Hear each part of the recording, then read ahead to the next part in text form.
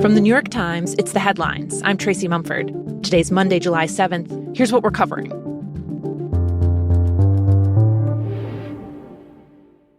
The scene was just out of a war zone.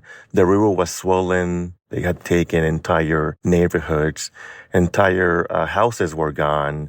There were smashed trees everywhere, and it was difficult to navigate. My colleague Edgar Sandoval has been in Kerr County, Texas all weekend, where torrential rains on the 4th of July triggered one of the deadliest floods in the U.S. in the past century.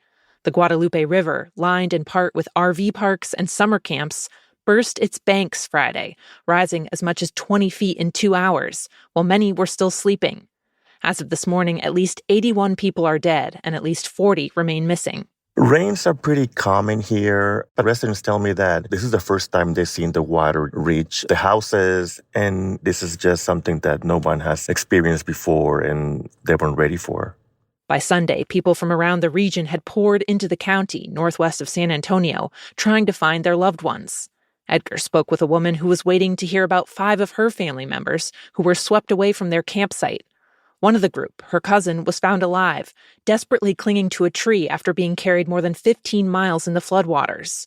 But the rest are still missing. We're at Camp Mystic looking for our kids, and then we're looking for places that they're going to potentially be alive.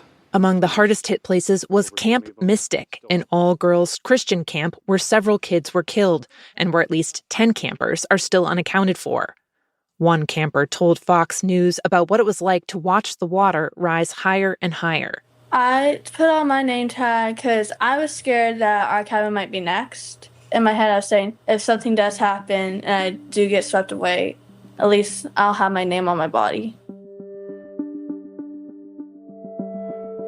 It's been a tough 3 days for Texans, and I can assure you here at this table today that everything that can be done is being done.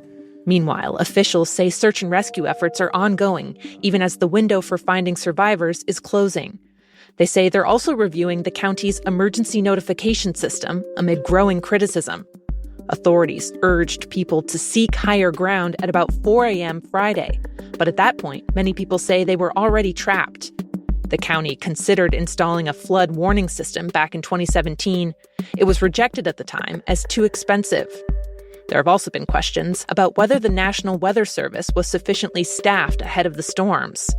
Some of the Central Texas offices had job vacancies for crucial positions, with twice as many openings in the offices as there were in January, when President Trump started cutting the federal workforce.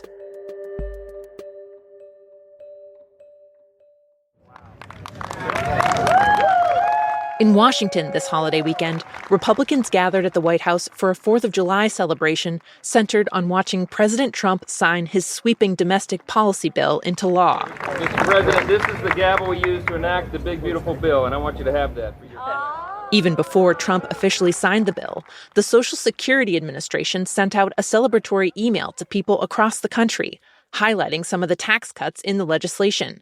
But the Times found that the email was misleading. It claimed that the new law eliminates federal income tax on most retirees' benefits. In fact, it does not include a specific tax cut on Social Security payments, only on overall income. And the savings for people receiving Social Security will be limited, since more than half of them have income that's already too low to be taxed anyway. The email also claimed that the legislation will protect Social Security, though experts say the tax cuts will actually weaken the program's finances, which could lead to millions of Americans facing reductions to their benefits by the year 2033. Meanwhile, the Times has been looking into other provisions of the new law and when Americans will begin to feel the effects. The Republicans seem to have made a key political calculation on the timing. They front-loaded popular moves like new generous tax cuts that people could see as soon as next year. At the same time, they put off some of the most unpopular provisions, like steep cuts to Medicaid and food stamps. Those cuts won't kick in until after the 2026 midterm elections.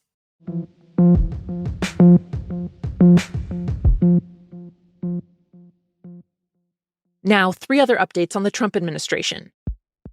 The group of migrants that U.S. officials have been trying to deport to South Sudan was finally flown there late Friday after weeks of legal limbo. Most of the 8 men have no connection to the country, and their lawyers had tried to stop the deportations, arguing that they hadn't received adequate due process and were at risk of being tortured there. As their case worked its way through the courts, the men had been held in a converted shipping container at a U.S. Army base in nearby Djibouti. The Supreme Court ultimately gave the administration the green light to move forward with the deportations. It's not clear if the men were taken into custody by South Sudanese authorities once they landed. Also, let's talk about tariffs. What happens on Wednesday? We'll see. I'm not going to give away the playbook because we're going to be very busy over the next 72 hours. Treasury Secretary Scott Bessent said he's confident the U.S. will be able to reach agreements with more of its trading partners before President Trump's aggressive tariffs are scheduled to kick back in. The tariffs had been abruptly paused for 90 days after Trump's plans set off a global financial panic. Since then, the administration has only reached 2 preliminary trade deals with Vietnam and the UK, far short of the 90 deals it promised it would make during the pause. It's not clear how seriously the administration will take its own Wednesday deadline. Bessent and Trump have recently said the tariffs may not actually kick back in until August 1st. And today at the White House, President Trump will welcome Israeli Prime Minister Benjamin Netanyahu for his 3rd visit since Trump returned to office. Leading up to the meeting, President Trump has doubled down on his calls for Israel to reach a ceasefire agreement with Hamas, writing on social media, quote, "Make the deal in Gaza, get the hostages back." Negotiators from both sides are currently considering a proposal that would pause fighting in Gaza for 60 days. But hardliners in Netanyahu's government have opposed an end to the war and want Israel to remain in control of the territory.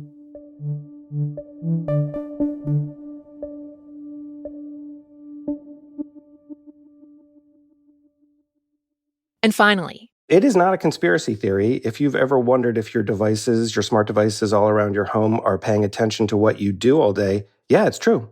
John Chase and our colleagues at Wirecutter, the Times product review site, have been taking a new look at all those smart, internet-connected devices in our homes.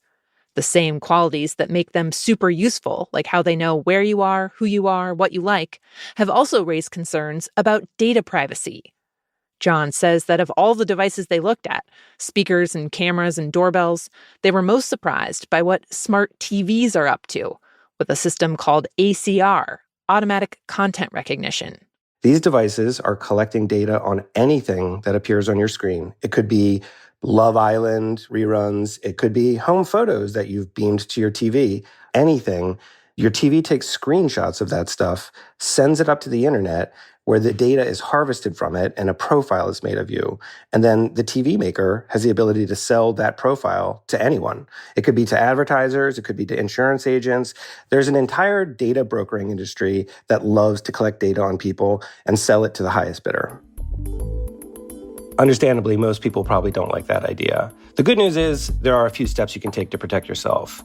If a TV has ACR built in, by regulation, they have to allow device owners to turn it off. So buried somewhere in your TV's settings, there will be an opt-out option. The hard part may be finding exactly where it is. The best step is to go right into your TV settings and look for privacy. But sometimes it may be located somewhere else. If you aren't able to find it easily, you can go to the TV maker's website and ask for directions.